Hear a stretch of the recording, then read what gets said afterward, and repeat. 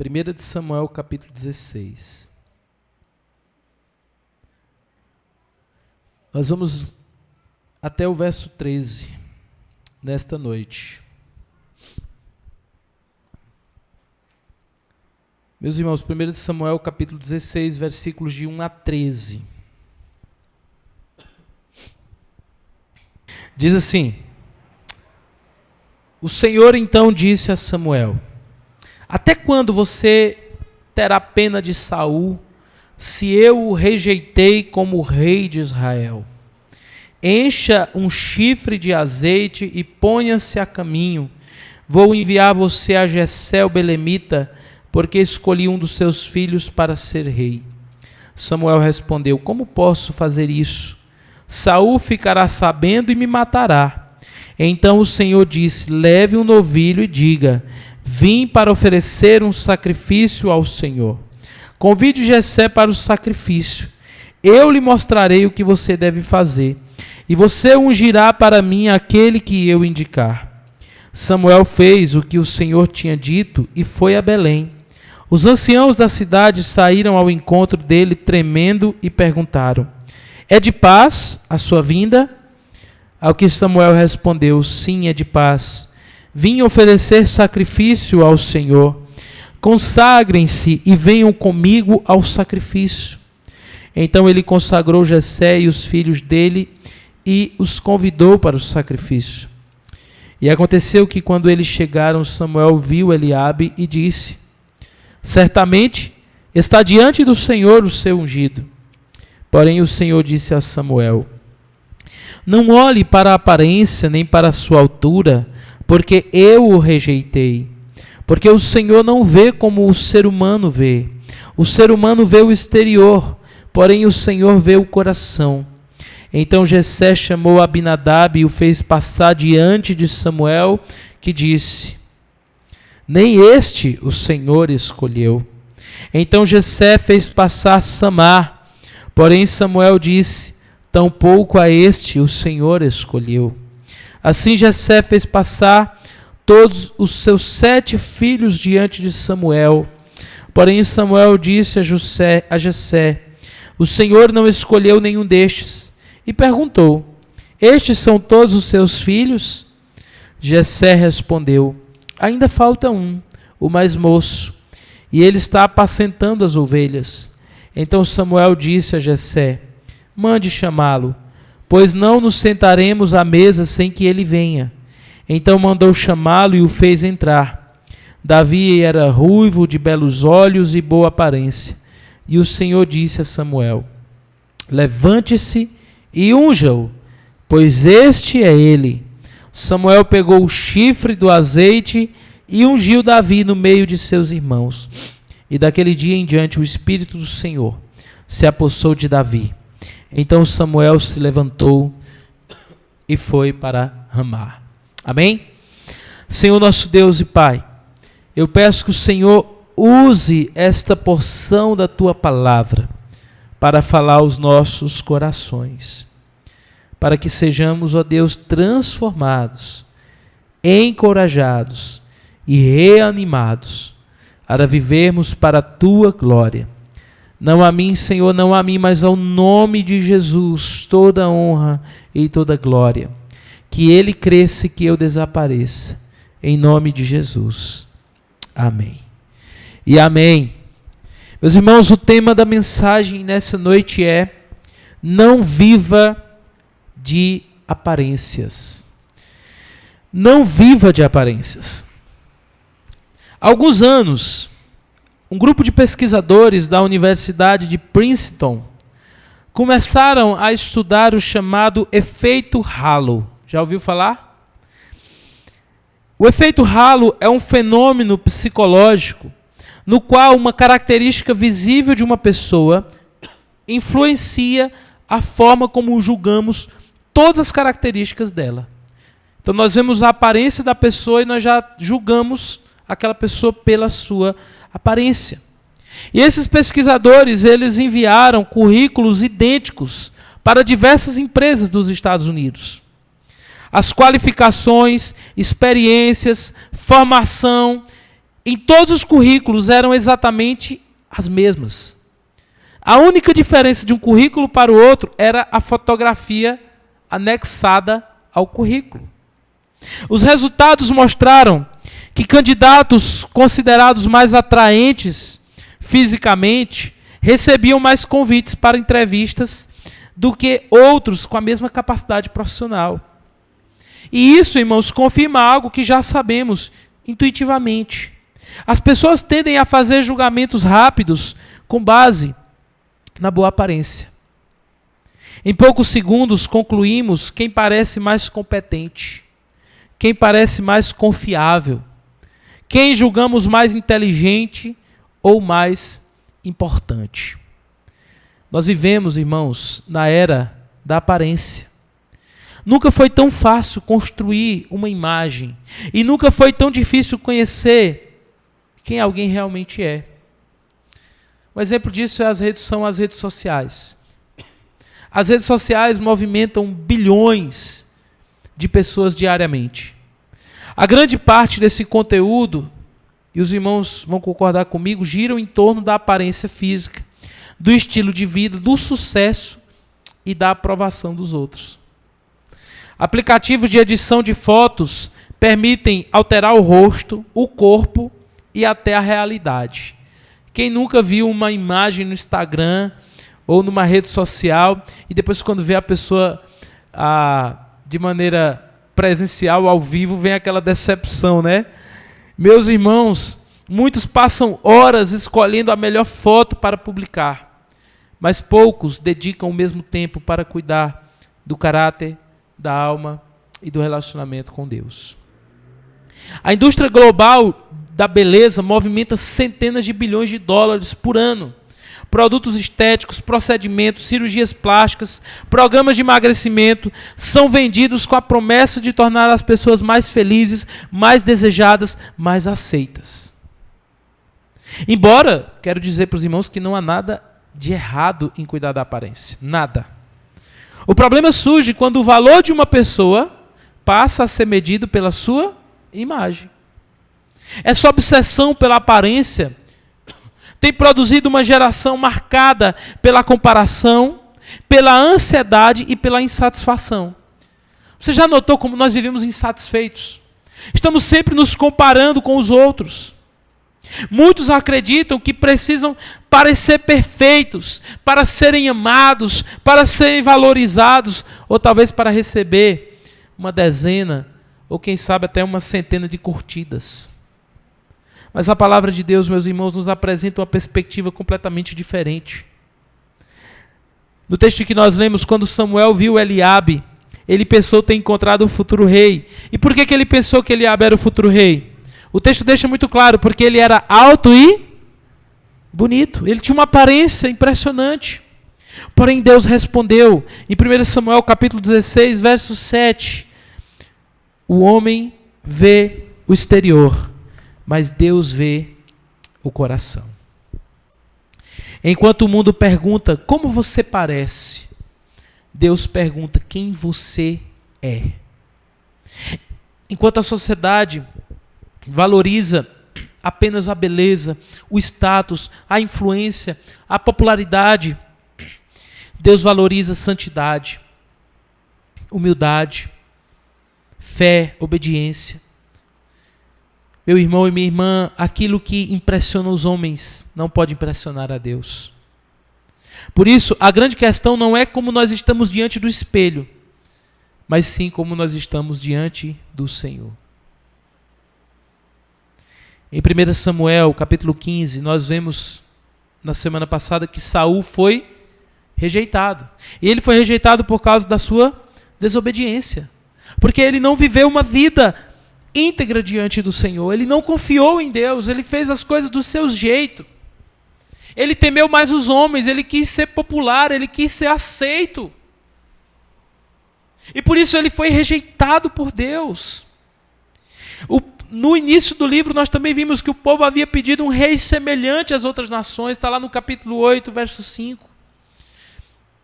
E foi Saul o primeiro rei. Saul parecia ser a escolha perfeita.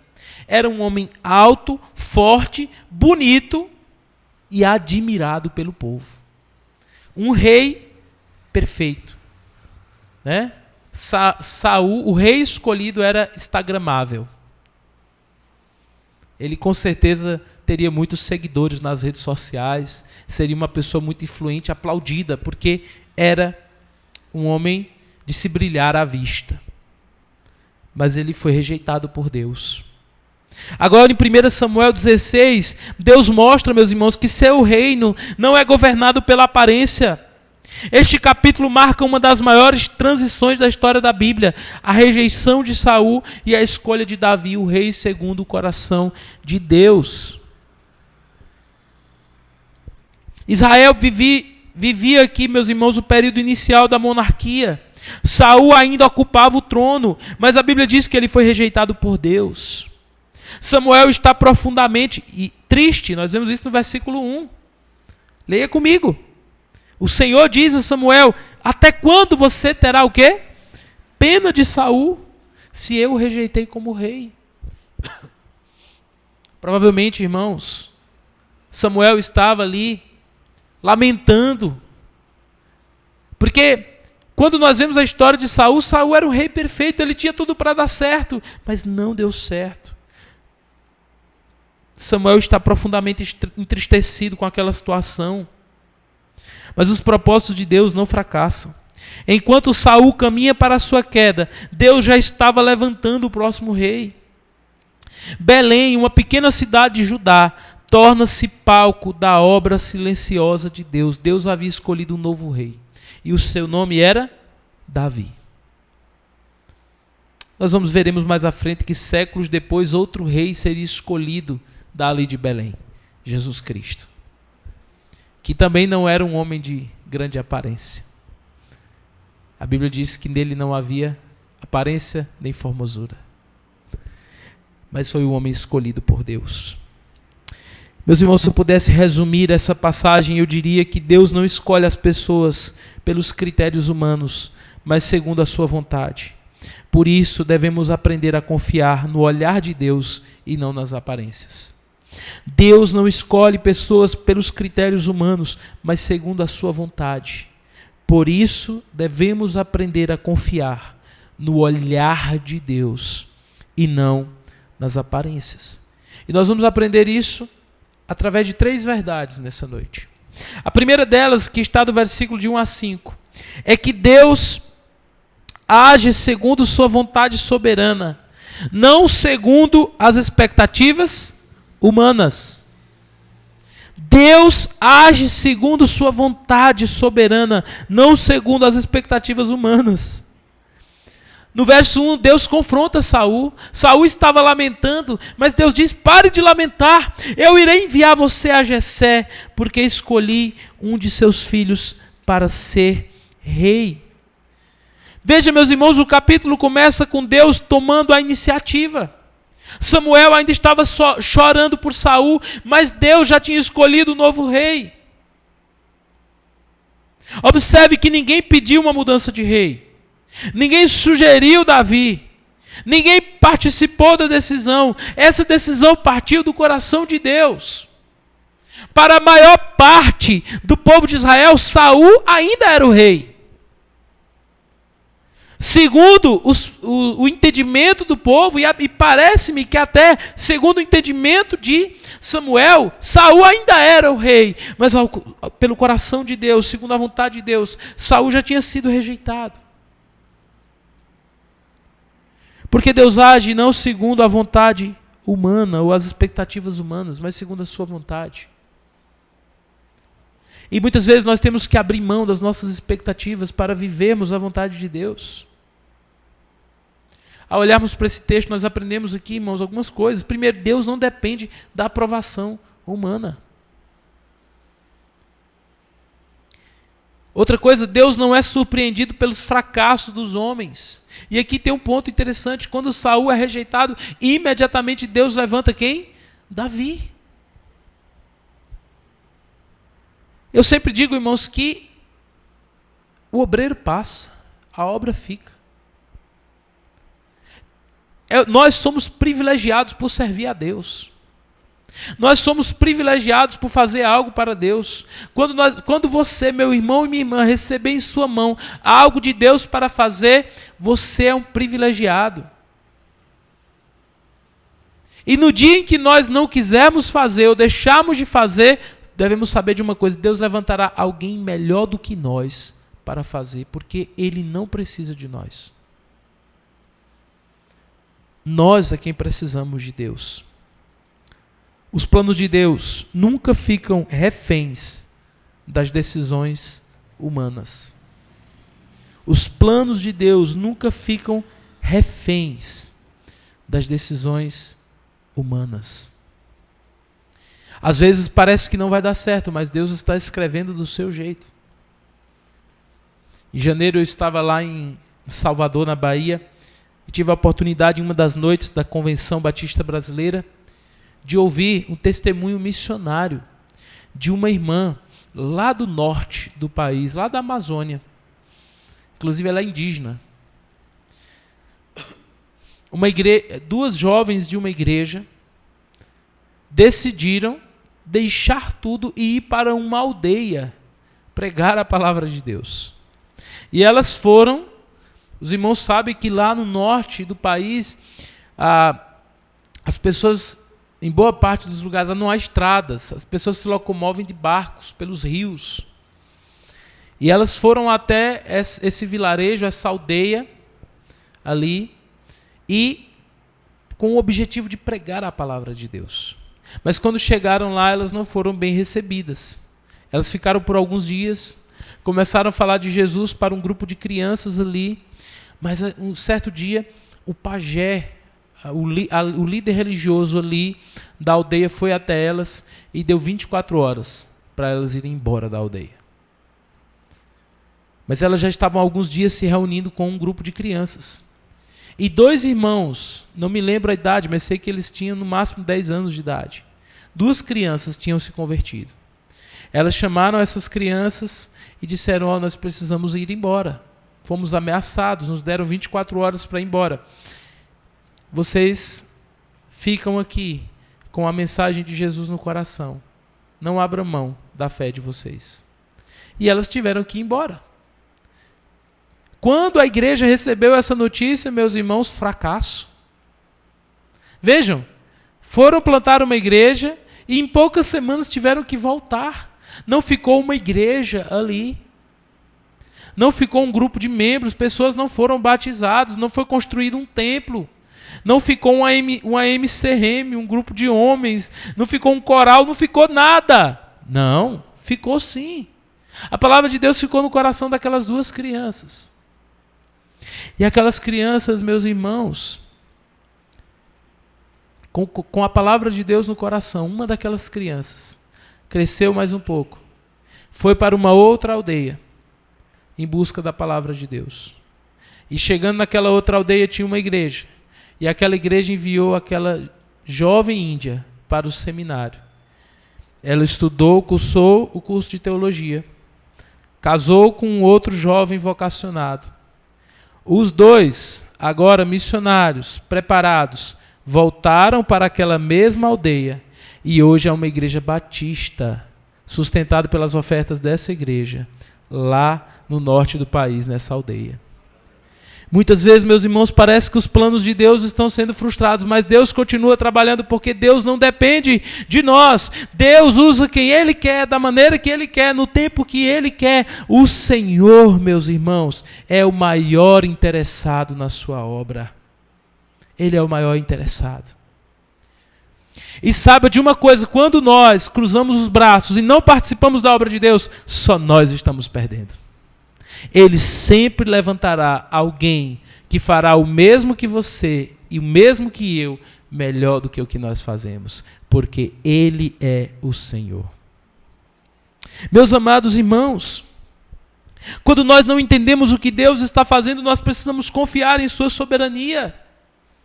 Deus continua governando mesmo quando tudo parece fora do controle. A rejeição de Saul não significou o fracasso do plano de Deus, pelo contrário, até isso o Senhor usou para o cumprimento dos seus propósitos, porque até quando nós falhamos, irmãos, o Senhor é exaltado. Em segundo lugar, e primeiro nós aprendemos que Deus age segundo sua vontade soberana, não segundo as expectativas humanas. Mas em segundo lugar, Deus rejeita os critérios humanos. Deus não age segundo os nossos critérios. Você pode repetir isso comigo, meu irmão? Vamos lá? Deus não age segundo os nossos critérios. Não age. Deus não é como nós somos. Verso 7. E nós vemos isso dos versos 6 a 10. O Senhor diz a Samuel: o homem vê o exterior, porém o Senhor vê o coração. Meus irmãos, é o seguinte: quando Samuel chega na cidade de Belém, ele é enviado por Deus. Deus diz: olha, vá até a casa de Jessé, o belemita, eu escolhi um de seus filhos para ser rei. Quando ele chega na entrada da cidade, um grupo de homens vem até ele: você vem em paz? Venho em paz. Mas ele diz para o Senhor: eu não posso revelar o meu propósito dessa visita, Saul me matará. O Senhor diz: vá e diga que você está indo sacrificar ao Senhor. E é isso que Samuel faz. E ele vai até a casa de Jessé. E quando chega ali, ele então expõe o seu propósito, porque ele estava ali. Porque ele estava ali. E então, meus irmãos, a partir do verso 6, quando Samuel vê Eliabe, que era o filho mais velho de Jessé, e também o mais bonito, o mais alto, ele tinha todas as características, era ele. Me parece que características muito semelhantes à de quem? Saul, o rei que havia acabado de cair. E quando Samuel vê aquele homem, ele diz: certamente está diante do Senhor o seu ungido. Por quê? Porque Samuel pensou com os critérios humanos. Meus irmãos, quantas vezes nós quebramos a cara porque pensamos com critérios humanos? Quantos jovens quebram a cara porque quando vão escolher uma esposa, um marido, uma esposa, escolhe pelos critérios humanos? Quantas igrejas quebram a cara porque quando vão escolher um pastor, um líder, escolhe pelos critérios humanos? Quantas vezes nós, quando vamos escolher uma faculdade, uma vocação, um emprego, ao invés de escolhemos por critérios humanos? Mas a palavra de Deus diz que Deus não vê como o homem vê. O homem vê o exterior, Deus vê o coração. Samuel está repetindo o erro de Israel. Anos antes o povo escolheu Saul porque ele parecia um rei. E agora Samuel olha para Eliabe e pensa exatamente da mesma maneira, mas Deus interrompe ele. Não é este o ungido do Senhor. 7 filhos passam diante de Samuel e 7 vezes esses critérios, essa lógica humana falha. 7 vezes Deus diz o quê? Não é esse. Meus irmãos, veja, me parece que todos que estavam ali naquela sala estavam usando critérios humanos, até o próprio Samuel a princípio. Samuel, Jessé, todos. Muitas vezes nós somos levados pela aparência. Muitas vezes nós somos conduzidos pelo exterior. Mas não deve ser assim, meus irmãos. Não deve ser assim. E eu queria refletir com os irmãos aqui sobre essa questão da aparência. E como muitas vezes nós somos enganados pela aparência. Tipos de pessoas que vivem de aparência. Talvez eu e você podemos nos identificar. E eu me identifico muitas vezes com isso aqui. Em primeiro lugar, é quando nós vivemos uma vida religiosa de aparência. Uma vida religiosa de aparência. Por exemplo, Mateus capítulo 15, verso 8, fala de quem? Dos fariseus. Os fariseus, externamente, eles aparentavam o quê? piedade, uma vida religiosa. O apóstolo Paulo fala que muitas pessoas nos últimos tempos teriam aparência de piedade, mas negam pelo seu poder. Um exemplo disso é os fariseus. Muitas vezes nós queremos aparentar espiritualidade. Há pessoas que aparentam espiritualidade, mas têm o coração longe de Deus. Podemos praticar atos religiosos simplesmente para sermos vistos pelos homens. Em Mateus 23, 27 e 28 diz, Jesus confrontando os fariseus, diz, porque vocês são semelhantes aos sepulcros caiados. Por fora mostram-se belos, mas interiormente estão cheios de morte. O que era um sepulcro caiado, meus irmãos? Os irmãos sabem que, segundo a lei do Antigo Testamento, da Torá, um judeu ele não podia ter contato com uma sepultura. Então, muitas vezes, para que as sepulturas fossem identificadas, elas usavam cal, elas eram pintadas com cal. Por fora, muitas dessas sepulturas eram bonitas, estavam devidamente pintadas, mas por dentro havia morte. E Jesus confronta e diz, olha, não vivam a sua vida religiosa apenas de aparência. Outra forma de viver de aparência é uma vida de vaidade. É a busca pela aparência física. Que são pessoas que muitas vezes constroem sua identidade na beleza, na imagem e na aprovação dos outros. A aparência, meus irmãos, ela impressiona, mas ela não sustenta a vida. Nós não podemos basear o nosso valor pessoal nos que os outros veem. 1 Pedro 3, capítulo 3, versículos 3 ao 4, o apóstolo Pedro escreve isso. E ele diz às mulheres daquela época, da igreja primitiva, que a beleza de vocês não seja apenas a exterior, mas a beleza do coração, do interior do coração. Então nós não podemos viver apenas de uma aparência. Provérbios 31, 30 diz, enganosa é a graça e vã a formosura, mas a mulher que teme ao Senhor, essa sim será louvada. E aqui falando no contexto das mulheres, mas hoje serve para homens também. O que tem de homens vaidosos, meus irmãos. Hoje em dia, e a vaidade não é você se importar com a beleza. Deixa eu repetir isso, irmãos. O corpo é templo do Espírito Santo. Nós precisamos buscar ter boa aparência. Isso é maravilhoso, se glorifica a Deus. Deus não quer que a gente ande de qualquer jeito. O problema é quando nós colocamos isso acima do Senhor. Ou quando nós, por fora, estamos bonitos, mas por dentro não. Outra maneira que manifesta essa aparência externa é uma vida materialista. É quando nós queremos aparentar ter. Em Lucas capítulo 12, 20, fala sobre o rico insensato. Jesus fala sobre esse homem que viveu para juntar riquezas, que viveu para mostrar, eu tenho, eu posso, eu consigo. Mas quando ele terminou de construir tudo, o Senhor diz a ele, louco, nesta noite pedirão a tua alma. Meus irmãos, nós também temos que tomar cuidado com isso. Nós não podemos ser pessoas que definem a si mesmas e aos outros pelo seu sucesso, pelo dinheiro, pelos bens e pelas conquistas materiais. Isso tudo é bênção. Eu oro a Deus para que todos os membros da nossa igreja tenham boa condição financeira. E é bênção de Deus. Mas nós não podemos medir as pessoas por isso. Lucas 12, 15 diz... Vamos ler aqui, bote aqui, minha irmã, Lucas 12, 15. Olha o que diz esse texto.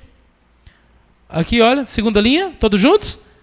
Tenham cuidado e não se deixem dominar por qualquer tipo de avareza, porque a vida de uma pessoa não consiste na abundância dos bens que ela tem. Ou seja, o valor de uma pessoa não consiste no que ela tem. O que ela tem, glória a Deus. Tudo que nós temos é o Senhor quem nos dá. E é bênção, mas o nosso valor não está nisso. Isso é exterior, é aparência. Nós também não podemos ter uma vida baseada no poder e no status, no que as pessoas pensam de nós. Um exemplo disso é Saul. Nós vimos na semana passada. Saul, mesmo quando foi rejeitado por Deus, ele falou com Samuel: eu só te peço uma coisa, venha e me honre diante do povo. Nós não podemos ser pessoas que vivem em busca de reconhecimento, influência e posição. Essas pessoas parecem fortes diante dos homens, mas podem estar longe de Deus, da vontade de Deus. Lucas 14:11, Jesus diz: porquanto qualquer que a si mesmo se exaltar será humilhado, e aquele que a si mesmo se humilhar será exaltado. E por fim, nós não podemos ter uma vida de aparência baseada no moralismo. O que é o moralismo? É dizer assim, eu faço tudo certo. Um exemplo, Lucas 18 fala sobre isso, a parábola do fariseu. Os irmãos se lembram do fariseu? Ele entra lá no templo e ele diz o quê? Senhor, eu te agradeço porque não sou como estes. Simplesmente aparência. Pessoas que confiam em sua própria justiça e nas boas obras para serem aceitas por Deus. Que confiam nos próprios méritos ao invés de confiar na graça de Deus. Meus irmãos, todas essas formas de vida têm algo em comum. Valorizam aquilo que os homens veem. Tanto que Jesus diz, olha, eles fazem isso, oram nas praças para serem o quê? Reconhecidos pelos homens. Inclusive, tem muitas pessoas que usam da vida espiritual. Como nós somos tentados? Como eu oro, eu leio a Bíblia. Então nós queremos mostrar aparentemente o quanto nós somos piedosos, o quanto nós somos uma bênção. Olha, eu dou o dízimo todo mês. Olha como eu sou dedicado. Também não podemos viver disso. Todas essas formas de vida têm algo em comum, valorizam aquilo que os homens veem. Mas Deus não vê o exterior, Deus vê o coração. Nós devemos, irmãos, tomar cuidado com as aparências. Nem tudo que parece aprovado por Deus realmente está. Nem todo sucesso visível representa aprovação divina. Nem toda pessoa ignorada pelos homens é ignorada por Deus. Precisamos aprender a enxergar as pessoas como Deus enxerga. Inclusive, qual é o nosso critério na hora, por exemplo, de escolher uma amizade? Quando a gente vai escolher uma amizade, quais são os nossos critérios? Quando a gente vai escolher um relacionamento para aqueles que são solteiros, quais são os nossos critérios? É pela popularidade da pessoa, é pelo carro que a pessoa anda, é pelo bairro que a pessoa mora, é por quão influente e popular a pessoa é, ou é pelos princípios da palavra de Deus? A Bíblia diz, em Tiago, que nós não podemos fazer acepção de pessoas. Nós devemos ser muito cuidadosos com isso. E em terceiro e último lugar, meus irmãos, versos de 11 a 13. Deus escolhe quem Ele quer para cumprir os seus propósitos. Deus escolhe quem Ele quer para cumprir os seus propósitos. Jessé fez passar os 7 filhos, mas havia um que não estava ali. Como era o nome dele? Davi. Davi seria, meus irmãos, a última pessoa que alguém escolheria. Nem o pai. Nem o pai. Imagina, você está lá e diz assim, e alguém chega para você, você tem vários filhos, e alguém diz, olha, hoje Deus me mandou aqui que eu vim escolher um de seus filhos para ser o rei de Israel. Mas só são apresentados quantos filhos? 7. Um deles não foi sequer mencionado, sequer apresentado. Não. Davi era a última pessoa que alguém escolheria. Nem Samuel o esperava, nem Jessé o apresentou, nem seus irmãos o consideravam um candidato. Inclusive os irmãos de Davi nunca acreditaram nele. Se os irmãos lerem o restante da passagem, nós vamos ver que quando, no capítulo 18, em que Davi vai até o exército de Israel para lutar contra o gigante, são os irmãos de Davi que não acreditam nele. Ninguém acreditava em Davi. Davi era o inesperado. Mas Deus o escolheu. E a Bíblia diz que Deus muitas vezes, meus irmãos, escolhe as coisas pequenas deste mundo. As coisas tolas desse mundo para confundir as sábias, as pequenas para confundir os grandes, porque é assim que Deus age. Essa é a ironia do texto. Quando, meus irmãos, Samuel chega, Davi não está na cerimônia. Davi não está entre os convidados. Davi não estava sendo cotado. Eu não sei. Mas o escolhido de Deus já estava definido desde o início. A escolha divina não aconteceu quando Davi chegou. A escolha divina já existia antes de Davi aparecer. E o que isso nos ensina? Que a eleição de Davi não foi resultado de posição, influência, mérito, boas obras, foi fruto da graça soberana de Deus. Deus, meus irmãos, frequentemente trabalha através dos improváveis. Talvez você está sentado no banco assim e você diz assim, olha, eu não sou uma pessoa muito desinibida, eu não tenho capacidade de falar, eu sou uma pessoa simples, ninguém nunca apostou as fichas em mim, lá na minha família eu sempre fui o segundo, o terceiro, o quarto. É com esse tipo de gente que Deus gosta de trabalhar. Deus quer usar a sua vida. Talvez você pense assim, eu não sou capaz, eu não sou suficiente, eu não vou conseguir. Você vai conseguir. Porque se Deus te chamar, Ele te capacitará. Deus usa os menores. Deus usa as coisas loucas desse mundo, os menores desse mundo. É assim que o Senhor faz. Deus frequentemente trabalha através dos improváveis. Meus irmãos, eu sou um improvável. Eu sou um improvável. Muitas vezes quando eu chego lá em Teresina, nos eventos da Ordem dos Pastores, e eu lido ali com os pastores, eu vejo que muitos deles são filhos de pastores, são irmãos de pastores, pessoas que nasceram em berço cristão, que tiveram a oportunidade de ir muito jovens para um seminário, que foram estimulados pelos pais para o ministério. Meus irmãos, eu nasci em uma família totalmente não cristã. Eu me converti aos 17 anos de idade. Eu vim de uma família católica, 2 famílias católicas. O meu povo não gostava de crente. Foi dali que eu vim e foi ali que Deus me escolheu. Para ser usado por Ele, a sua obra. Deus deseja nos usar, muitas vezes, pessoas que sequer acreditam em si mesmas. Nossa utilidade para Deus não depende de reconhecimento humano, pois o Senhor vê potencial onde os homens veem insignificância. O Senhor nos usa não com base nos nossos méritos, mas Ele nos escolhe, nos capacita. Basta que você diga, eu quero ser usado pelo Senhor. Eis-me aqui, Senhor. Meus irmãos, caminhando para o final, como que esse texto aqui aponta para Cristo? Nós vemos aqui que Davi é o rei escolhido por Deus. E eu sempre digo que Davi é uma das figuras da Bíblia que mais apontam para Jesus. Afinal, Jesus é a raiz de Davi. Observe os paralelos. Davi nasceu aonde? Em Belém.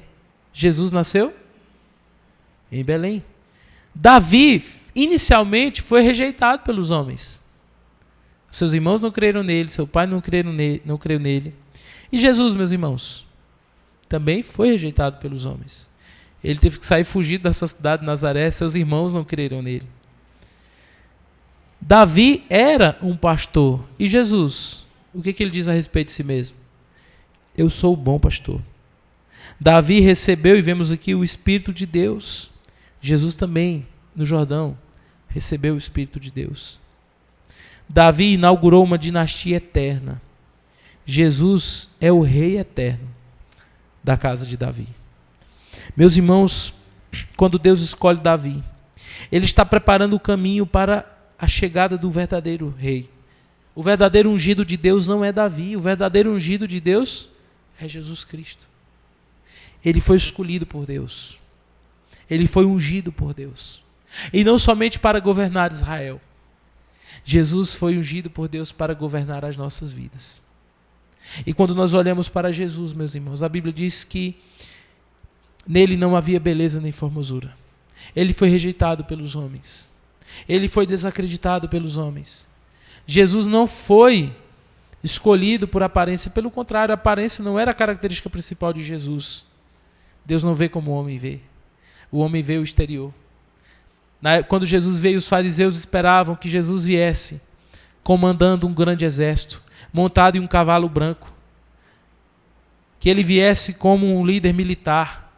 Que ele nascesse um berço de ouro, mas não foi isso, meus irmãos, porque Deus não age segundo as expectativas dos homens.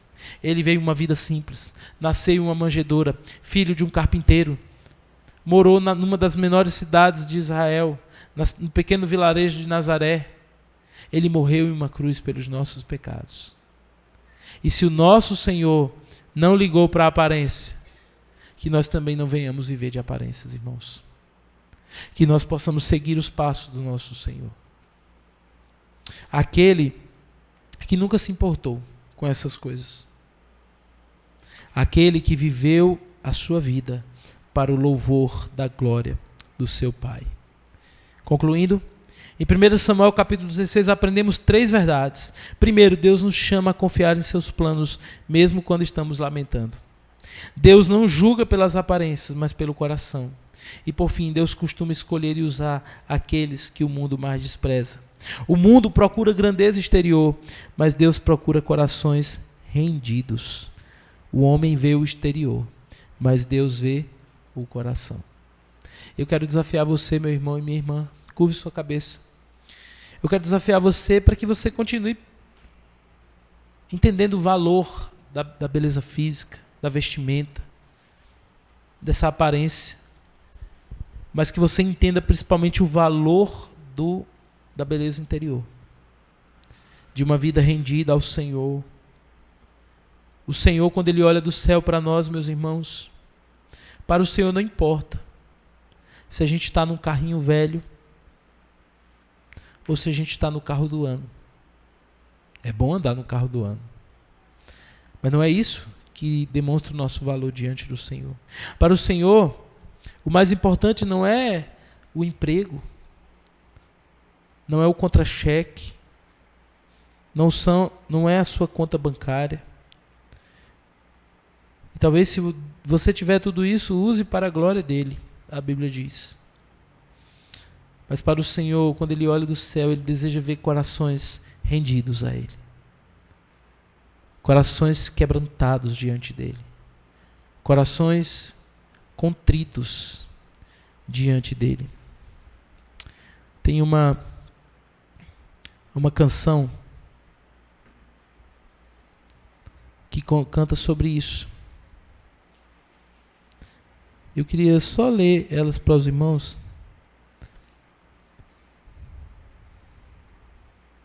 Como é importante valorizar o coração, valorizar o interior. E essa canção diz assim: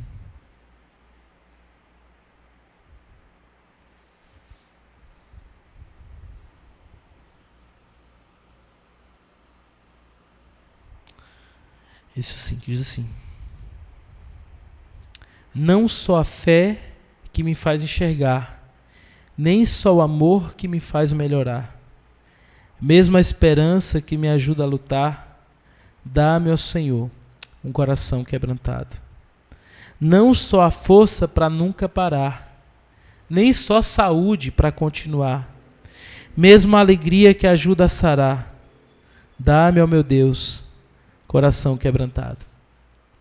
Quebra, Senhor, as durezas de mim, toda altivez, todo orgulho e rancor. Dia após dia, transforma-me assim e molda-me em vaso de honra ao Senhor. Dia após dia, vem tornar-me assim, mais parecido contigo, Senhor. Que o nosso coração seja um coração como o de Jesus. Amém, irmãos?